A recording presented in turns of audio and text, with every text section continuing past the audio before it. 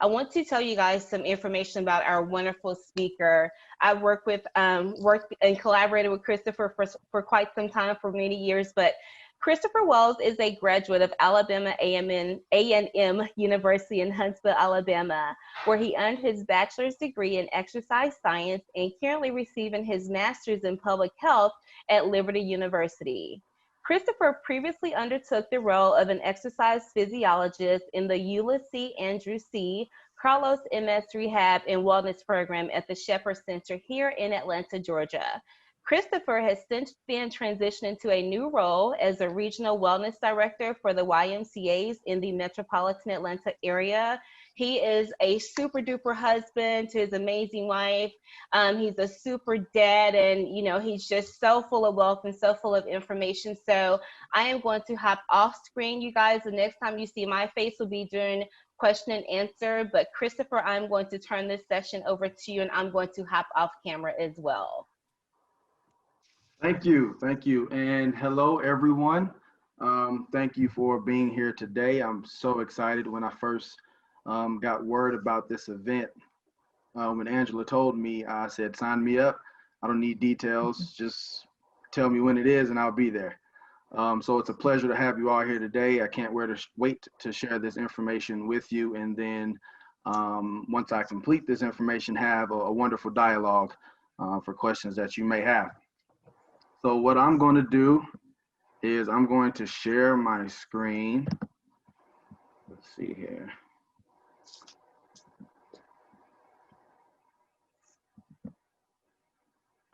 Okay.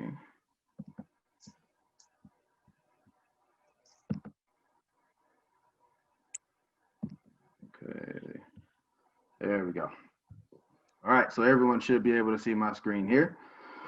So, welcome to the Black MS Experience Summit. As Angela said, my name is Christopher Wells. So, what we know. This slide here is particularly a sticky subject. What is the social stigma for people of color? What is the social stigma that surrounds Black and brown women and men as it pertains to public health, MS, and healthcare? Now, while Black and brown men and women are physically strong, I believe that with all of me, what we need and what we're looking for is health equity, right? And so what we want is, in the beginning, when we think of MS, we originally thought that it directly affected most European descent and Caucasian men and women. What we've seen in the past and currently is there is an increase in African-American men and women being affected by this MS disease. But what we also need to see is the clinical trials, the same treatment that we are getting for the large numbers of Caucasian men and women. We need the same health equity for our people of color, men and women as well. So that's really the social stigma is, hey, they'll be fine. It's MS, they'll be good. They're strong. That's how they perceive us. But what we need, again, is health equity. And I wanted to open up with that because I know even outside of MS, that is something that we see in our healthcare industry today. So when we think about health and wellness is multifaceted, okay?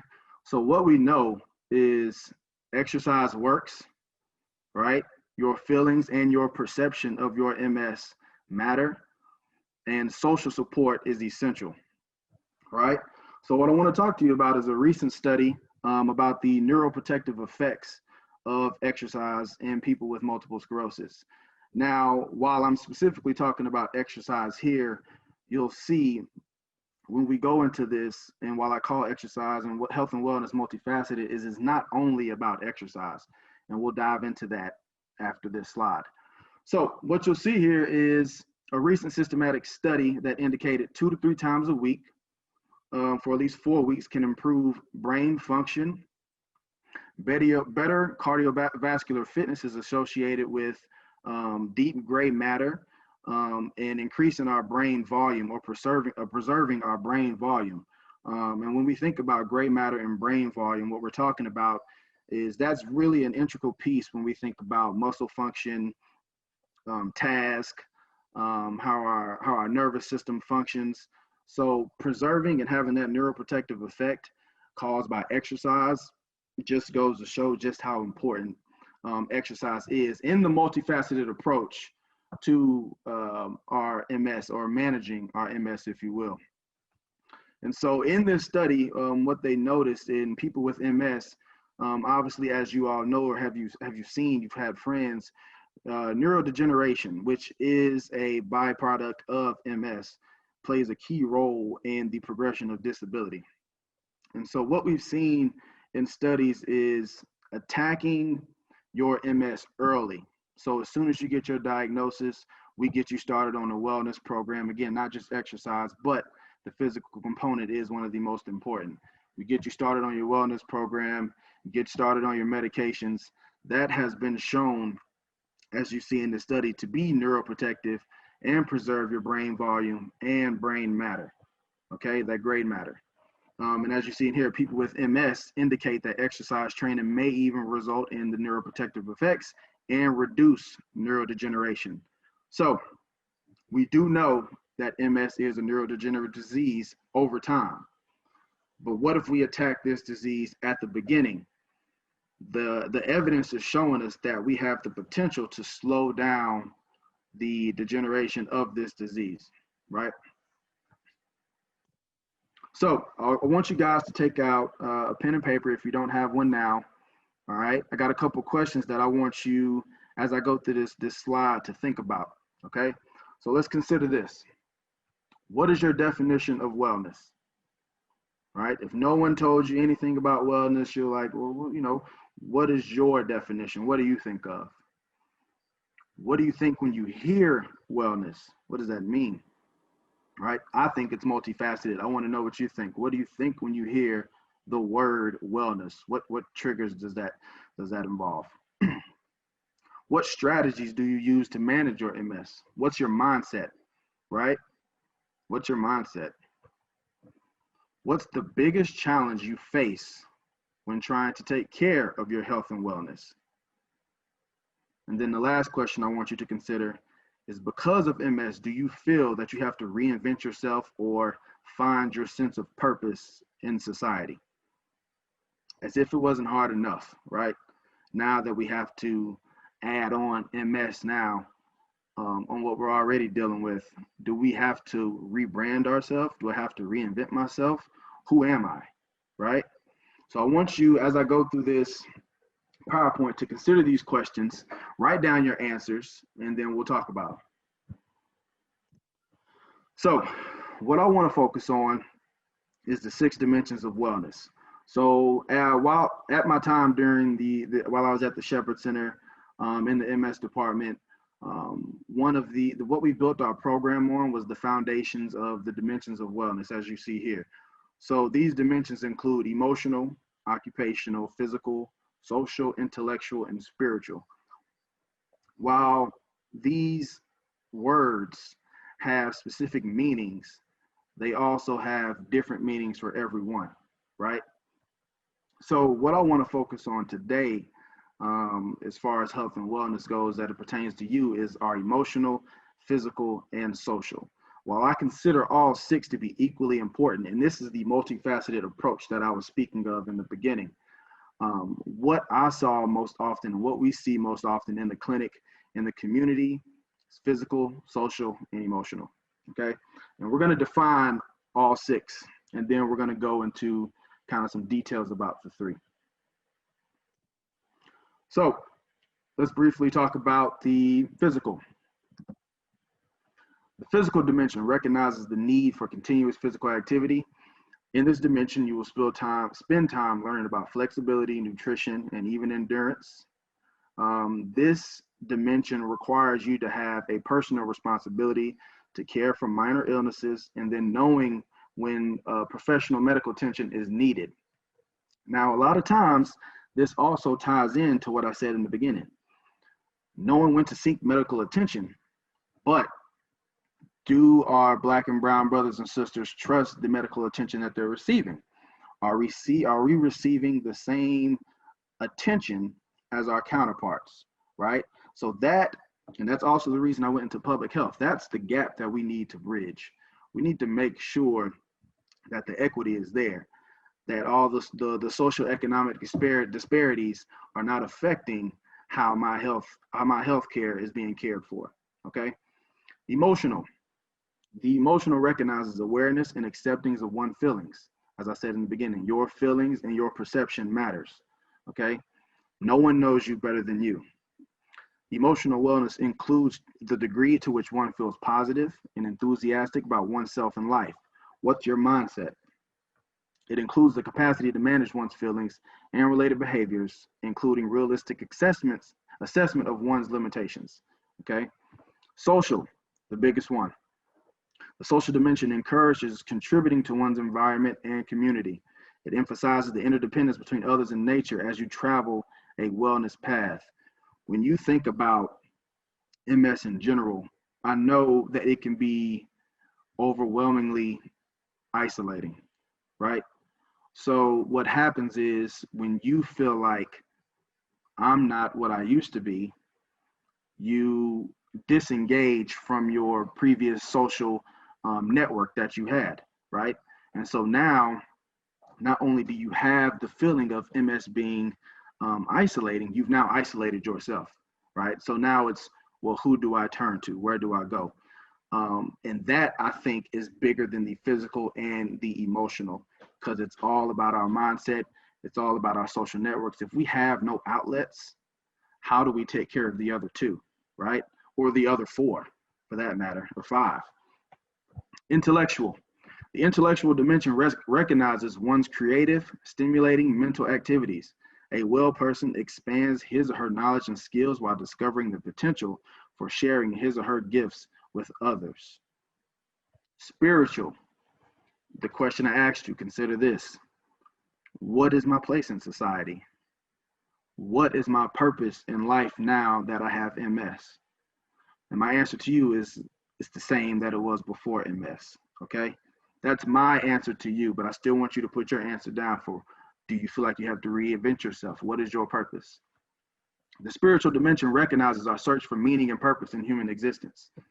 It includes the development of a deep appreciation for the depth and expanse of life of natural forces that exist in the universe. That's really deep, right? Your search will be characterized by peaceful harmony between interpersonal feelings and emotions and the rough and rugged stretches of your life, which can be characterized as MS. Occupational. So with occupational, it can be tricky because, again, you are trying to navigate, well, what can I do now that I have MS? If MS affects you in different ways. One thing it's important to know is MS doesn't always manifest as physical.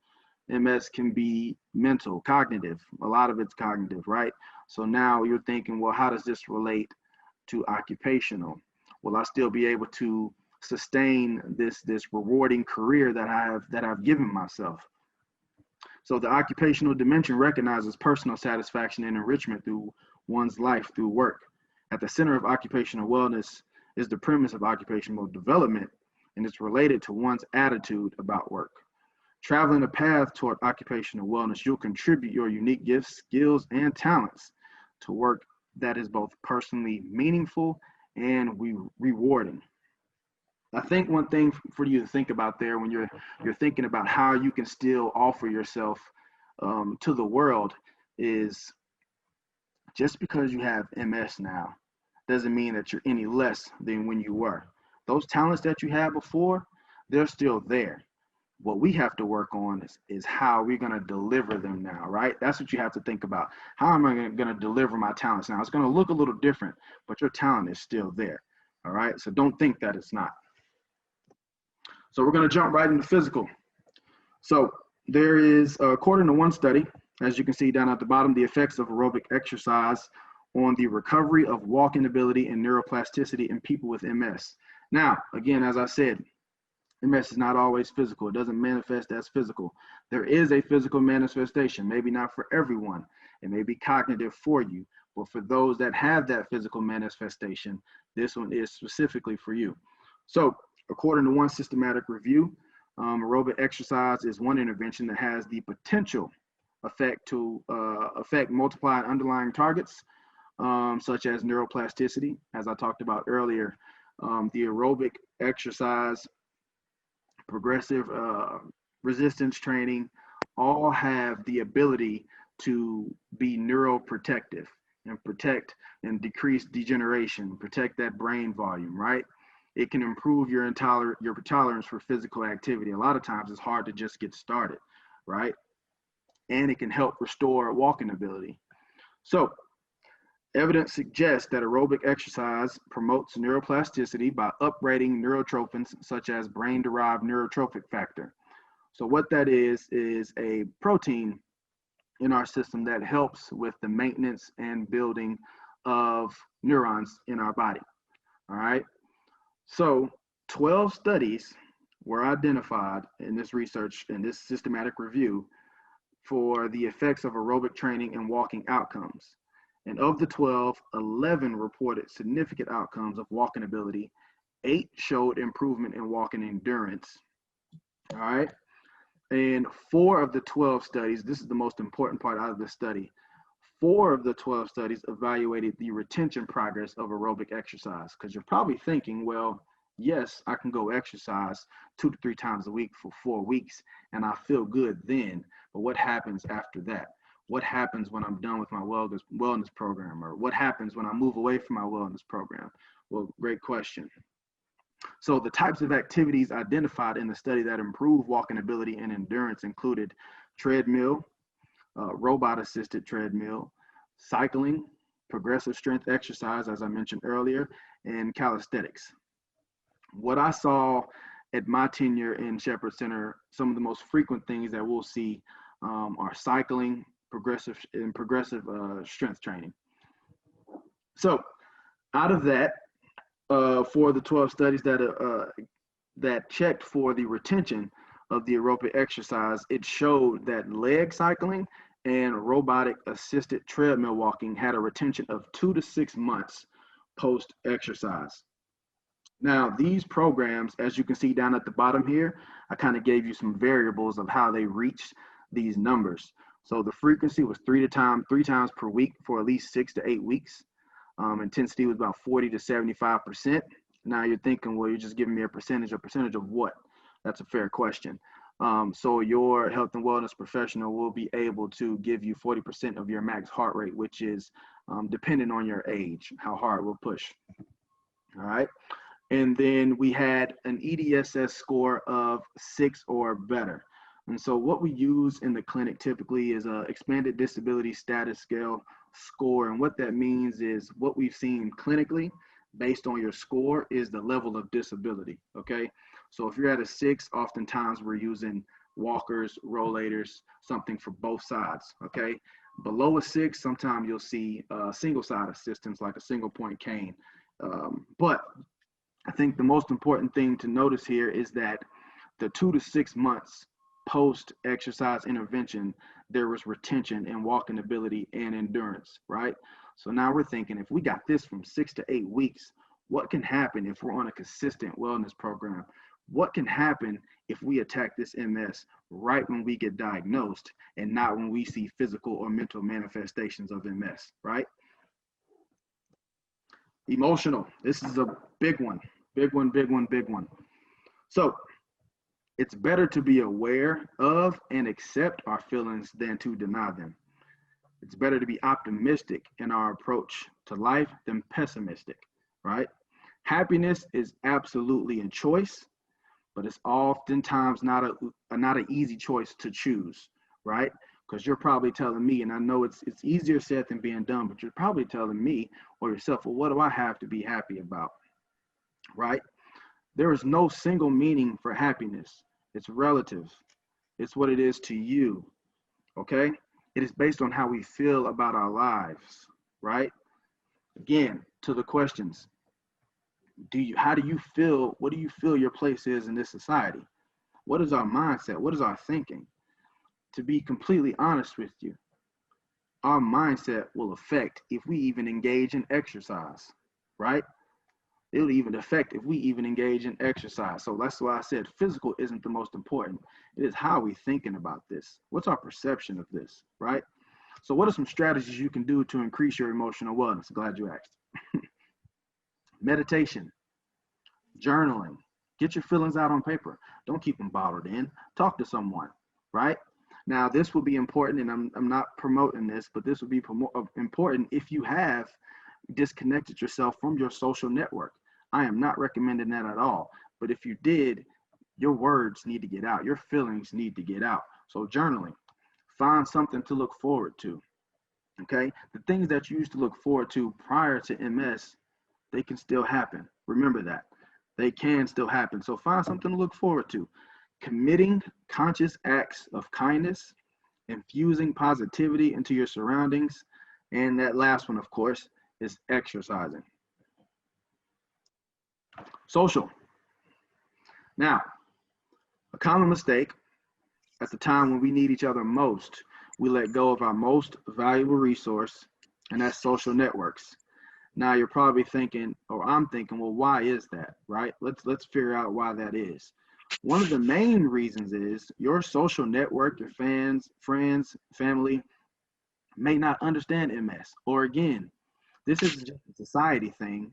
This is a black community thing. We view each other as warriors, Amazonians, right? So you're thinking, oh, it's just MS. You'll be fine. You can get over it. Well, no, that's not how this works. So the biggest thing to keeping that social network is educating, informing your friends and family what exactly MS is, letting them know your feelings of MS and how it affects you, right? And then having them be there for you, okay? Social relationships are the greatest single investment that we can make. I wholly believe that. And like I said earlier, MS can be isolating, but it's important to make sure that that doesn't happen by educating your friends and family and keeping those social networks. So we're going to talk about this as I talked about earlier. We're going to adjust our mindset, the fulcrum and the lever. I'm not sure if some of you have heard of this before. So we can't change our reality through sheer force alone, right? Our brain is the most powerful tool that we have in our body, okay? It changes how we react to things, okay? The way you think is the way you act, okay? Our brains are organized to act on what we predict will happen. You get what you perceive, right?